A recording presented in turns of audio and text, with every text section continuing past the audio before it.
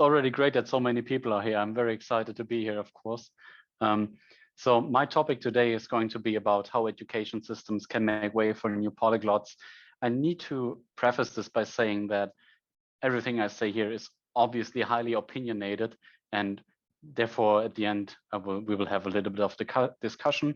I just wanted to start a little bit with a short presentation of about 10-15 minutes to get us all going into the topic, because I've researched this topic for quite a while. However, a big problem is that there is not really a lot of research being done in this case, in my opinion. Not a lot of educational things you can find, especially on a European scale. And therefore, I had a hard time finding actual research in that case. Okay, so first I'm going to talk about a little bit about myself, then the German and obviously the European language education, because maybe you can hear it from my accent that I'm German, right? Then the differences in language learning between Europe, Asia, and the US. And obviously then we'll have time for questions. So personally, I'm at the moment a Bachelor of Education student in English and History, but I'm now changing to classical philology. So that means ancient Greek and Latin, and I'm also focusing on English linguistics, German native, no English, French, and I started a little bit of Italian because Richard inspired me to do the 30-day Speakly challenge, and I did 30 days of Italian in September. And what's interesting at my university and a lot of other German universities is that Latin is actually mandatory.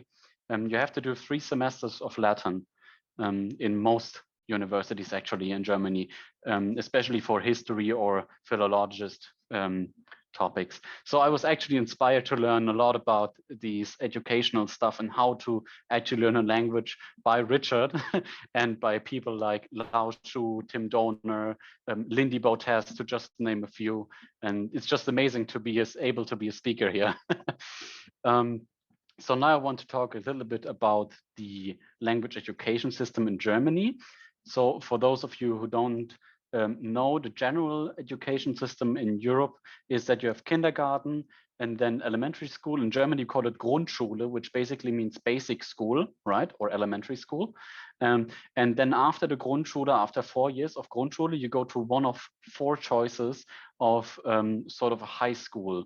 There you have the option to take a 3rd language as well. And even though most people take IT or something like physics, the option to take a 3rd language is also very popular. So, for example, you can take English as your 1st language, French as your 2nd language, and then the last 2.5 years, you can take Latin, ancient Greek, Italian, Spanish. The variety here is what matters to me. And in general, I wanted to talk about the situation in Europe. And it is very interesting that the European Commission even states that it is working together with the national governments to meet an ambitious goal for all citizens to learn at least 2 foreign languages and to begin learning foreign languages at an early age. And quite indeed, that is an ambitious goal, in my opinion, because 2 foreign languages, as we've seen, is not always mandatory, and therefore some people just reluctantly ignore it, right? Interesting fact about Europe, though, is that in 2017, 91% of all European primary and secondary students were enrolled in English class, right? And I can tell you from experience that probably the other 9% were either in French or IT. And that's, in my opinion, a very good sign for language education in Europe, that at least one language gets supported a lot. Because especially the Western European states like Germany and Belgium and Netherlands, because of the history together with, for example, the UK or the US, realize that English is very important. So this chart is maybe a little bit hard to read, but it basically shows the outcome of a survey where it was about which language is learned most commonly in Europe. And of course, it's English. But then I was a little bit surprised about the lower parts of it, because I thought, Russia is such a big country. Why is no one learning Russian? And the interesting part here is that learning Russian or Italian is really only feasible for people that live close to it. And for example, I'm living in the Eastern German part now, and sometimes Russian is even taught in primary schools. However, in the Western part of Germany, that's unheard of. It's maybe French, but it's only English from there on out, right? Spanish, again, if you live towards the southern part of Germany, and mostly, of course, in neighboring countries of Spain, Spanish is obviously highly, highly important in these cases. What I also want to point out is that the chart below, you can see the EU member states with the highest share of pupils learning these selected languages. You can see that Cyprus, Netherlands, Sweden, and Malta are at 100%. And 100% is amazing, in my opinion. For me personally, at that point, it doesn't matter if it's just English, quote unquote, or any other language, but having a percentage of 100% is, in my opinion, a very good sign that language education works in these kinds of countries. And this concludes that although English is dominant in Europe, multilingualism is popular and is even supported by the European Commission. And I personally think that the English teachers or the teachers you have as your first language teachers make or break your interest in languages. And this quote below is a quote from my linguistics professor. And he said that you can make anybody interested in a language. It does not matter what's their background, social heritage, whatever. But you need to give them a reason to learn it and let them see your own enjoyment of the language. And I think that's where a lot of interest makes or breaks. For example, my first French teacher was not very kid-friendly, let's say that. And the problem here is that I love French. It's just such a beautiful language, but on a personal level, she just ruined it for me, right? So I only took up French years later, even though I was always interested in the language because I was living in West Germany before, and obviously we were going to France very often. And now I'm going to talk a little bit about the differences between Europe and other continents. And in my personal experiences, studying English linguistics, we obviously have a lot of students from abroad. And most of them tell me that Asian languages or Asiatic languages have grown a lot over the past. So something like Mandarin or Cantonese is way more popular than it was 10 years ago. But here comes the bad news. In 2017 and in 2019 as well, I checked, only 20% of K-12 students, meaning high school students, were enrolled in a foreign language class. And I think for the first world country that this is sort of an embarrassment, in my opinion, because it's such a multicultural world and international trade is happening on a daily basis. You can't just have only 20% of people being enrolled in something like Spanish, right? And I talked at the Lingua Cultura experiences last time, and it was stated that most students only actually get the possibility of language learning in high school, which is, again, too late if you look at the psychological thing of, oh, kids can learn a little bit better and faster, and they're very fast with grammar and sort of stuff like that, right? And in my opinion, we can improve this system by having a united and coherent language learning program throughout all of the US, but not only the US, in Europe as well, because Western and Eastern Europe have major differences between them when it comes to language learning, especially when it comes to reasoning for why to actually learn a language. And what I think is most important for this whole talk is that I want to start talks with linguists, polyglots, and people in the language learning community who can enrich the education system and maybe boost the interest in language learning overall, and get to a point where people see the reason to learn a foreign language. Short discussion about Asia as well. So the English education reform was put in place because especially the Chinese and Japanese government stated that there's a lack of proficient English teachers, because what I heard is that a lot of US students just do it as a side job, move to Japan for 2 years and teach English there in actual schools. right? And therefore they're not really proficient in English. And the English Proficiency Index supports that claim, that most countries in Asia are rated as a room for improvement, and only Singapore has the very high rating of English proficiency, even though, of course, the focus is not on English in these countries. English is the globalized language, and of course, there should be a higher level in English, in my opinion. And when talking to international students, a lot of them learn regional dialects or languages. Mandarin speakers learn Cantonese, Wenjonese, Fujonese, whatever. And compared to Europe, of course, Asia has a lot more of those dialects. My opinion on how to improve that situation is give the students in Asia a reason to learn foreign languages. And I met with a lot of international students, and most of them come from China or the US. And in a globalized world, we need to give them a reason to learn it. For example, some companies, especially here in German, even if you're doing a very easy job, quote unquote, or a very low paying job, sometimes speaking 2 or 3 languages is still mandatory because of the international trade, logistics, not always speaking English or only speaking German, whatever, right? And students who want to enroll in the foreign student program will have an easier start when they already have a little bit of knowledge in that language. So here are a few of my sources. I can link them in the chat later on if you have any questions about them. And now it's question and answer time, basically. What do you think about the language education system in different parts? And how do you think we could improve the situation and motivate more people to take language classes? And what is your opinion about English only? That's what I want to know. What do you think about having this English only thing? I think I will start with Olga, is that right? Did I pronounce that right? Mm-hmm. Can you hear me? Yeah, I can hear you. Yeah, so I think that although English has become an international language or a global language, as you mentioned right now, so in my opinion, other languages should also be taught in schools and high schools and primary schools as well.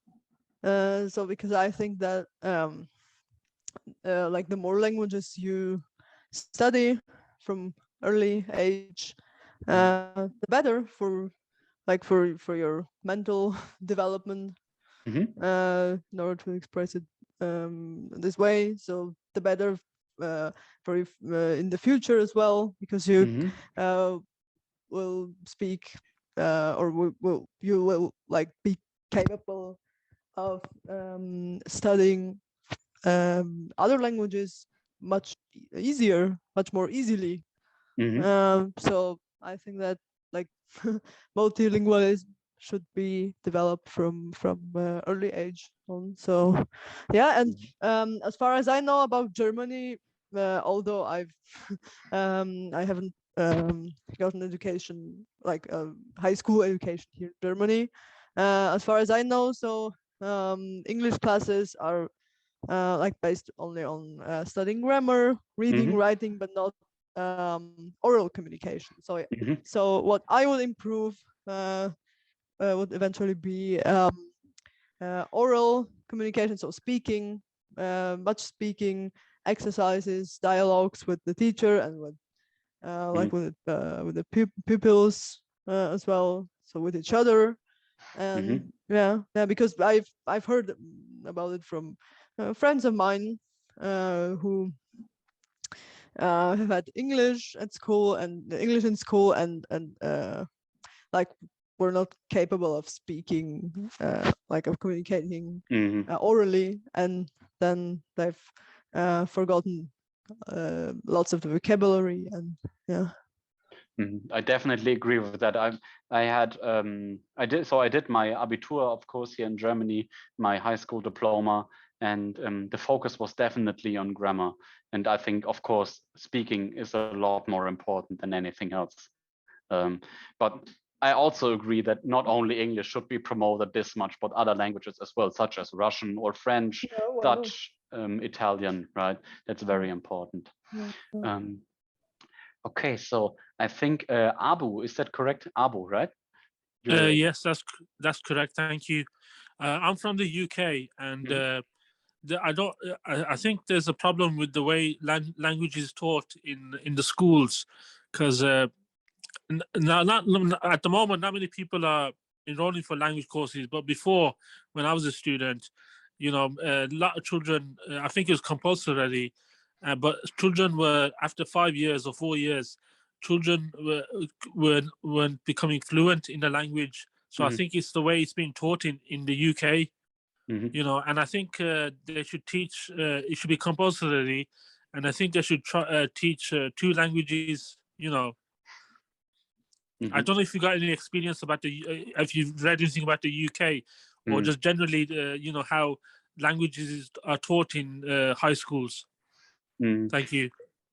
I only read about the UK that most people slowly start to be interested in other languages again. But the problem is that, of course, because they're English natives, that English is the main focus, and they think, oh, everybody learns English in school, and therefore I don't need to learn anything else. Even though I've heard, for example, a lot of Scottish and Irish people who are well aware of the dangers of their native languages dying out. And so I've seen that there is a movement of reviving Irish and Scottish, sometimes I think it's a Scottish Gaelic in schools, but I'm not sure about any other languages such as German or something like that, if that's compulsory, or I've only heard about this movement that they should basically teach Irish and Scottish in Irish and Scottish schools, right? And I think that would be a great opportunity for them to learn another language, right?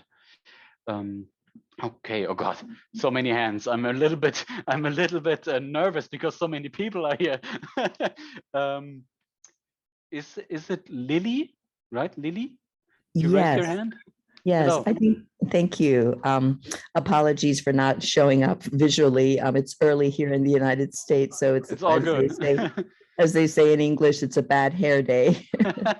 Thank you. I think we're all here with hands raised because this is such an interesting topic. Thank you so much for such an interesting topic. Thank you. Yes. My quick question is about lifelong learning. In America, there's a push now for cognitive abilities to stay alert by taking language in older age. And I just wondered your thoughts on lifelong learning of languages. Are people going into community centers? Are they getting tutoring? What are opportunities for language learning in the other end of life? Thank you. So I can only speak from the German experiences at this point, but in German universities, there is an option to have a so-called Gasthörerschaft. And Gasthörerschaft means that you're a guest at the university, even though you're over the age of being able to study anything at the university. You can take any course you'd like.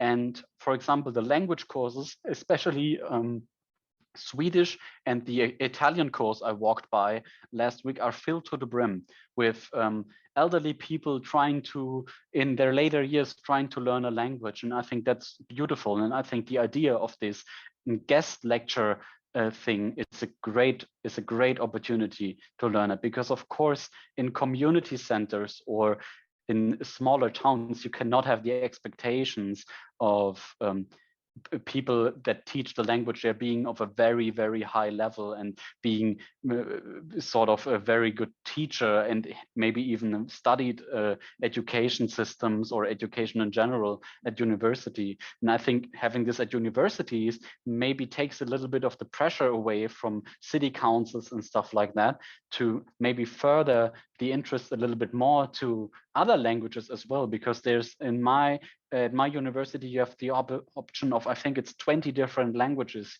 you can take. And as a Gasthörer, you can take 3 to 4 to 5 courses. You just have to pay a very small fee for learning 6 to 12 months of that particular language. I think that would be a very great solution worldwide, actually. Okay.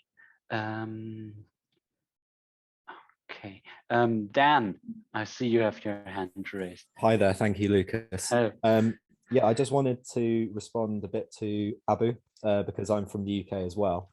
I can hear that. And I think first of all, we don't start learning until we're about 11. in the Wow. UK. And I think in many other European countries, you start at primary school. Right. The other thing is that the learning a language here is all about passing the exams. So, for instance, I studied German at school. And for the GCSEs, which is when we're 16 years old, you know, not showing off, but I got the top grade in that, but I couldn't speak it, you know. And I was thinking, part of the problem with examination focus is you're just learning to pass these exams. And I wonder if maybe language in education should be compulsory even into further education, like 16 to 18 and onwards, but without the examinations.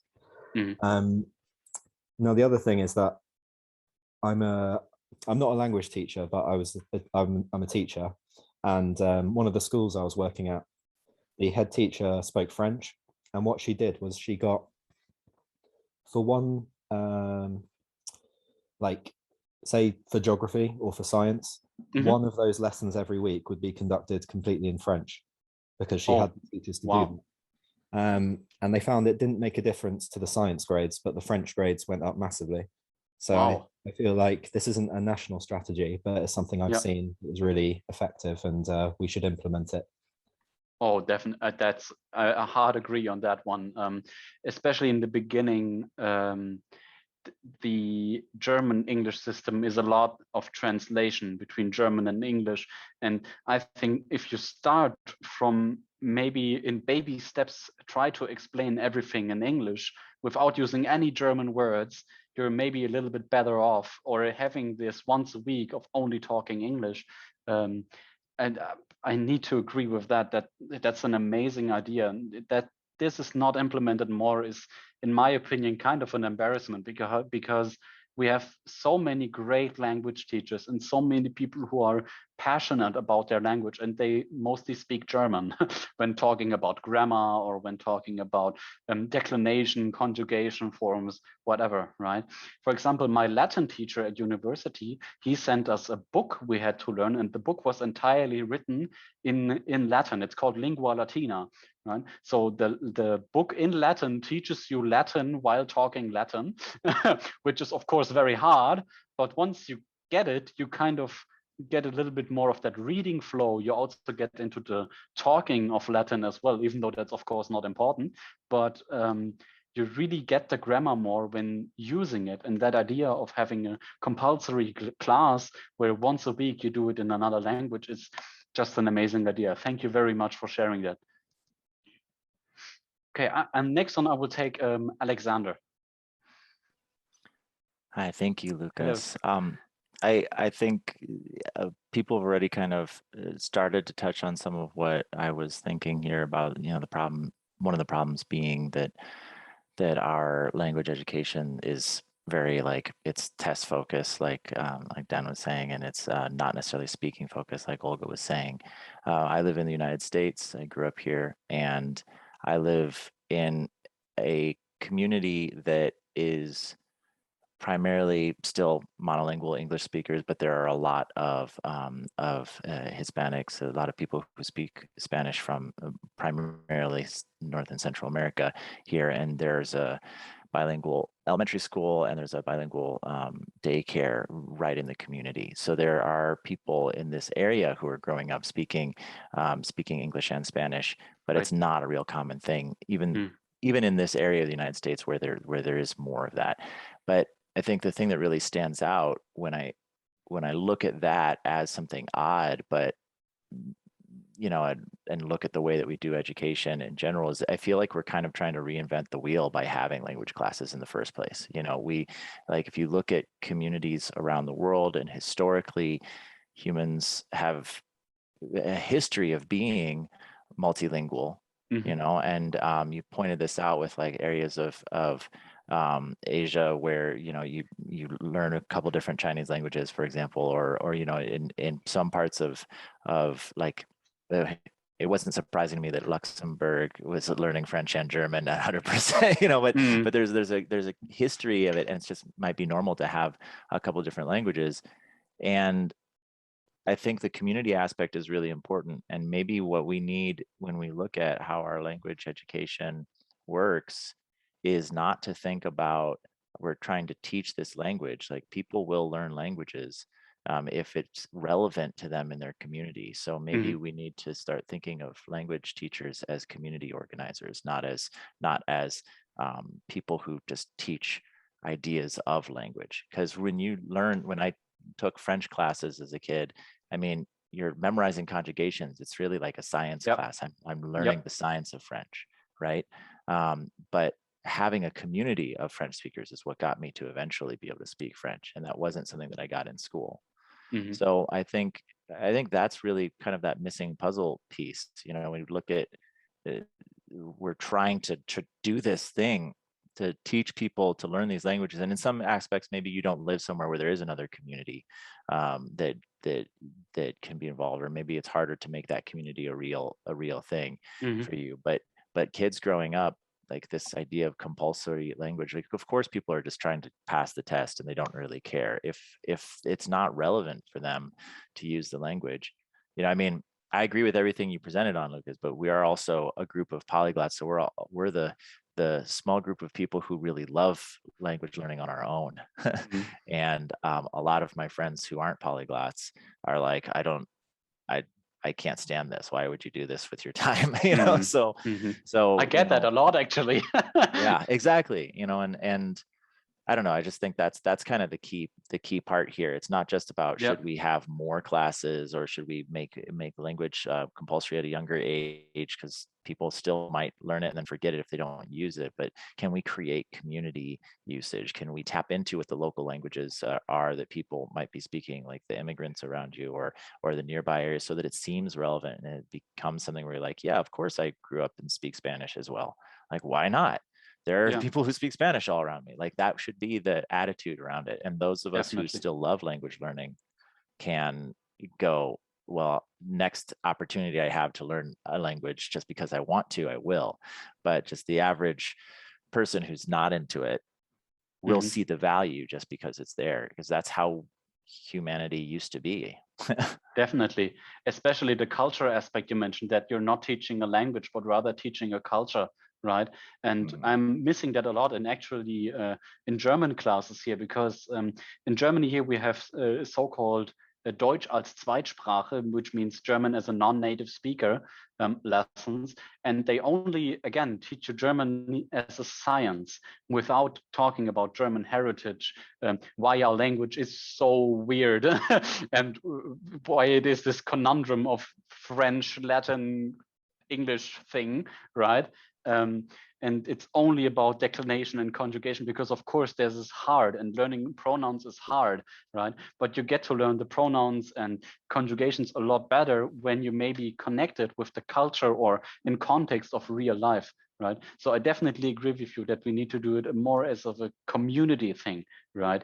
And what I also think is important, that not only should we do it on a regional basis, for example, saying, okay, in the US, oh, Mexico is nearby, so therefore you now need to learn the heritage of Mexico and whatever, and Spanish, and that's the reason why. But maybe go further beyond. Maybe, oh, we have done trade with China or Japan or any other Asian countries for hundreds of years, and therefore it would make sense to learn the language, because a lot of people are going abroad and international, right? So I definitely agree with you there, Alexandra, definitely.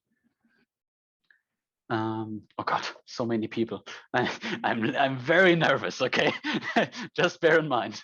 I'm gonna take Boris, if that's correct. Boris, or is it Boris? Are you German? Lehmann? I'm German, yes, but I would have said ladies first. Teresa has also raised her hand. Teresa, of course.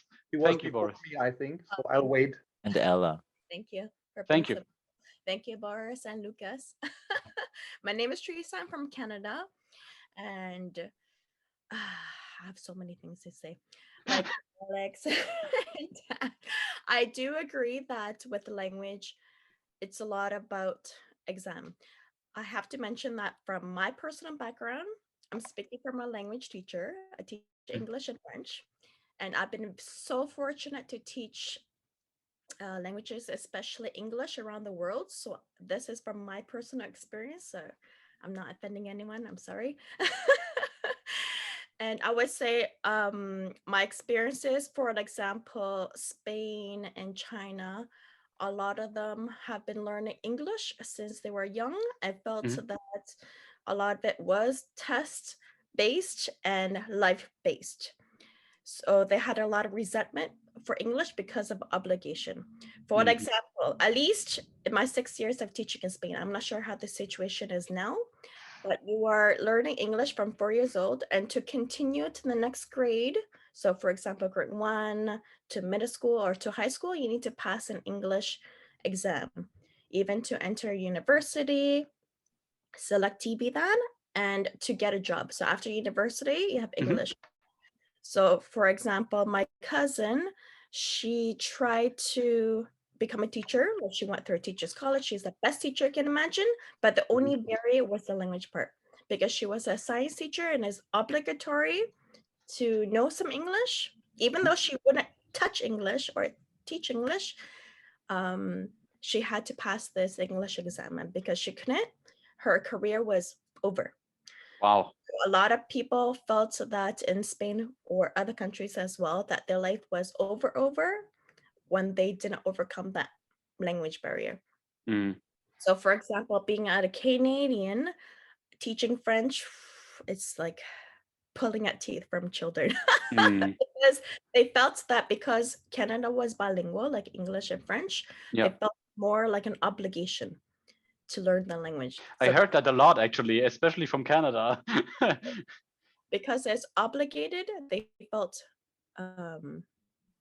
they had to learn it. They were forced to learn it. So I asked them why they hated French so much. They said, number one, like many of you would have agreed, they can't apply it to real life. Agree. They only learn grammar, which they can't really apply or use at the moment. But luckily for us, in at least Ontario curriculum, we're bringing the European way of teaching, which is following the CFR, like the European framework. And it's all oral based. And because students are able to speak French and able to apply the language, they're able to fill the area. So I wish for globally that if we learn our language, it'll be more practical sense, more oral sense. I think that would be a motivator. That's a very big agree from my side. Thank you very much for sharing that. I always, in my sort of language learning group, I sometimes feel like I'm the lonesome wolf on this like journey to internationalize language learning and make it this big thing that everybody learns 2, 3, 4, 5 languages. But I would also add on to that opportunities like this, like the Polyglot conference, opportunities like in other languages, other conferences of language learners gathering together, maybe promoting them at universities or even at high schools, middle schools, would make some students see the reason behind learning it and not make it pulling teeth. When they see, oh, there's actually 10 French speakers in my room, and now they all talk French to each other, and I didn't listen to my French teacher because I only learned grammar and sort of only learned everything by heart and then passed the test, right? Maybe they then see a reason to learn the language a little bit more. So I think improvising cannot only go through the education system, but it also needs to go beyond that, beyond the extracurricular activities, having something like these conferences. And I actually proposed to my university that all or a lot of language professors gather together to organize like an evening with, and then they show the work of language professors and how to teach and learn a language correctly, quote unquote, right? I proposed that idea and they thought it's a very good idea, but it obviously would cost a lot of money, right? But thank you very much for sharing this. Thank you. Letting me go. Okay, I think now I'm just taking on Boris because I'm seeing so many hands. Okay, thank you. Yeah, I had a couple of ideas. Number one, exposure to languages. I think a lot of young children, they never hear foreign languages. They're just not exposed. So for example, I started this project where I work with elementary school and kindergarten children, where I just show different scripts and we talk about alphabets. Then I present the sound of different languages. We hear music from different cultures. So this really early exposure that languages are fun and that it's interesting and fascinating. I think that's what has to start in this, not only in the system, if possible everywhere, but exposure and immersion in different cultures, independent of the language. Just the fun of trying out different food, of listening to different music. I just know that a lot of kids, if their family is not interested, they will not be exposed until the age of 25, perhaps. Definitely. So I think that's the start. And I'm always trying to think in systems. So it's not just the school system, it goes way beyond. So these kids projects, I think, are a great start to raise awareness of different languages, also of minority languages, not just of the useful ones that are typically, for professional reasons, it's English, it's Spanish, blah, blah, blah. But in general, the fascination of understanding how humans can communicate and to see cultural differences, because you said earlier, we have to give them a reason and we have to show our enjoyment. And number one, reasons don't have to be external financial. They can be, they can be really the interest, that it's fascinating to deal with other cultures and to develop a deeper understanding of our own culture. And I would somehow change what your professor or lecturer said, because he says we need to make them see our enjoyment. But our enjoyment, and I know this from teaching languages to foreigners, my enjoyment is not necessarily the enjoyment of my students. Just because so what I typically do is I figure out what their interests are, and we need to learn to connect language learning to the personal interests of that person. I still don't understand why nowadays in schools we have to teach with a book with finished chapters and these fake dialogues. Hello, I'm Bob. Hello, I'm Susie. Instead of using real life material. We can download menus from real restaurants in real cities. We can use all this real life material. And I think that's another point regarding the combination of teaching subjects and languages. There's this concept called CLIL, content and language integrated learning. And there's actually by now already quite a lot of research under which condition this works. In some schools here in Germany, they tried it and they failed miserably because we have to think in systems. And if there's no general motivation for learning and there's not a certain mindset in the school, no matter what we'll try to do, it won't work. So what I want to finish with is a certain mindset. We have to approach the whole thing with a different mindset. If making mistakes is embarrassing, if we have this fixed mindset, we have to be perfect when we speak. And that is so pervasive in the entire school system. This fear of failure, this fear of mistakes, that's the fundamental level where I think we already have to start with.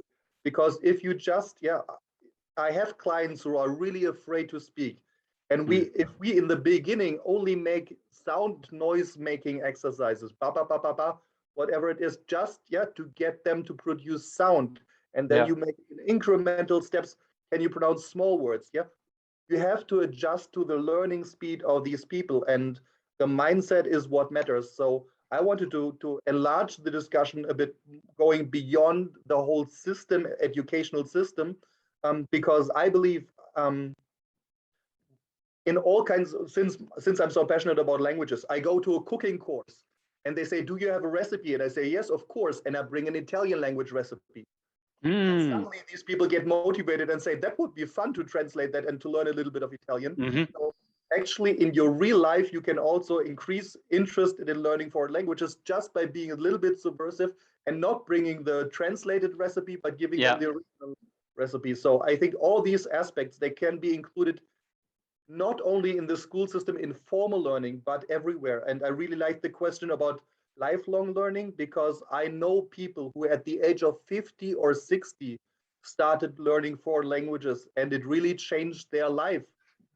They started making decisions. They traveled like they never traveled before, and their entire life, what they had planned originally, how to end their life and how they actually ended their life, that's the great story. And so I will end it here with showing these kind of biographies, how someone had suddenly an amazing life because languages open doors and new perspectives.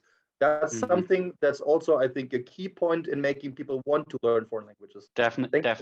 I'm done. I'm Boris.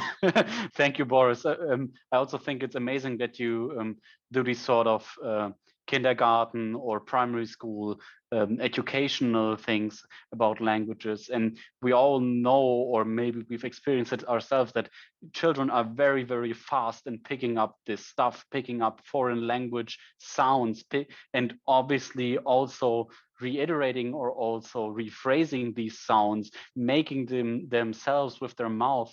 And I've experienced it a lot with French and sometimes even Latin, which is interesting that people struggle to pronounce it correctly because they're so used to the German, especially, that German is spoken very hard and French is spoken very soft, and Latin is sort of this in between, Italian as well. And therefore, because they never practice it as children, I think it's important that work like you do is globalized, and like you said, not only in the curriculum of a school, but communal language learning and also lifelong language learning becoming more important. And I really, really very much appreciate what you're doing and that you shared your story with us. It's amazing to see how many amazing people we have here in this group. Since we only have 5 minutes, I'm dabbling a lot. I'm taking on Ella, and hopefully she won't talk for the next 10 minutes because then we're over time. But Ella, please, you have the floor. Hi. Hello, thank you. I'm your target audience. I grew up in an Anglophone household, only English. We, in elementary school, I had my very first exposure to Spanish in a once-a-week program, and I forgot all of it and was terrified of Spanish. And actually then went on to pick it back up in high school. And I couldn't roll my R's until last year, and I had to get into linguistics to figure out how that even, because in English you say roll your R's. So I was very confused about how that had to work. So I do think that one of the big problems in the United States is the fact that, like, when I'm talking to Spanish speakers, they talk about how close Portuguese is to Spanish, and that if they could just mess around with it a little bit, they could communicate with a lot of people with kind of not that much startup cost. And that's not really something I found in my community. I found the biggest blocker to starting multilingual programs in schools from very young ages is that you would have to have a lot of different programs going on in a lot of different languages. Like the US is so monolingual with English, but at the same time, there's so many other languages that are used. People can't agree. Like, if you're going to have a second language being spoken in a public school, that would become a public forum issue of like which language, and like trying to keep your options open.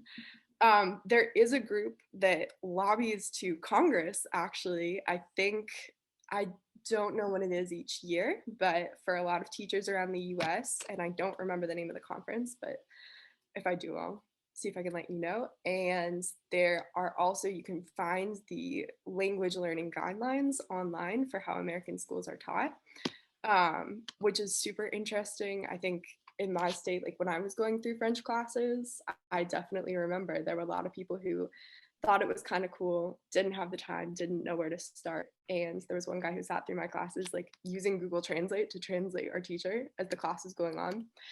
And there's that real factor of motivation where if you have the motivation, you'll learn it. And if you don't have the motivation, I think there was a study done by one of the local colleges in Boston. I'm from near there, and they found that motivation was the #1 factor in high school students in students in the United States not learning languages. However, there's a lot in linguistics and anthropology that you just won't get exposed to. And even just the factors that change between spoken English and texting language, there are changes, and there's some evidence that you're actually kind of switching between two different linguistic registers there that have some of those helpful effects in preventing dementia. Oh, hi, Lauren. So much warmer. And so, it's definitely having those resources where you can go and like, I really liked what Boris said with the Italian recipes, because for me, there was a chapter on the Count of Monte Cristo, and I started translating it out of French when I knew absolutely no French. And that just got me going on this whole journey. And we had French students come here, and we had the opportunity to show them around our town and try to communicate with them. And those things really, really got people going and just kind of reminded people over time how great it is. And I think, you know, that would just renew their energy and motivation to learn. So I think kind of, yeah, continuous motivation, but also just teaching people where to start and teaching people things about language so that someday they can go on and learn it, and changing the setup for curriculum, because our like things are very strict here. They want people to pass certain steps and to have proof of progression that you can't really, it's really hard to do that with the language. That's definitely, in my opinion, the wrong way to teach the language, because maybe as we're unfortunately out of time, I'm maybe closer with what Richard Simcott himself said, so I'm not BSing anyone. He mentioned that we can see languages as bridges, or as a bridge, not only between countries or between places, but also between people, between groups of people. And we can either have this bridge open up to anyone or close. And in my opinion, in nowadays society, we need to have it open. And you can see fluency as the river flowing below that bridge, where fluency is not the always changing factor, but you actually just need to speak the language. So my parting words are: learn more languages and do the awesome stuff you do, because I really, really appreciate everybody who shared their stories with me. And I hope we can build this multicultural world together. Thank you very much for listening.